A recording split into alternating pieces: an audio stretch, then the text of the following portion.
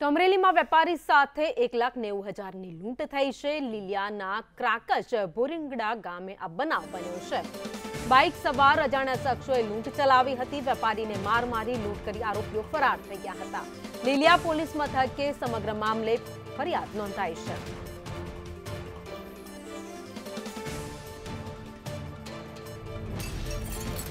લૂંટની ઘટના સામે આવી છે। 1,90,000ની આ લૂંટ ચલાવવામાં આવી હતી, જેના સીસીટીવી દ્રશ્યો પણ સામે આવ્યા છે। સીસીટીવી દ્રશ્યોના આધારે અત્યારે પોલીસ તપાસ કરી રહી છે કે આરોપીઓ કોણ હતા। તો અમરેલીમાં વેપારી સાથે 1,90,000ની લૂંટ થઈ છે। લીલિયાના ક્રાકચ બોરિંગડા ગામે આ બનાવ બન્યો છે। બાઇક સવાર અજાણ્યા શખ્સોએ લૂંટ ચલાવી હતી। વેપારીને માર મારી લૂંટ કરી આરોપીઓ ફરાર થઈ ગયા હતા। લીલિયા પોલીસ મથકે સમગ્ર મામલે ફરિયાદ નોંધાઈ છે।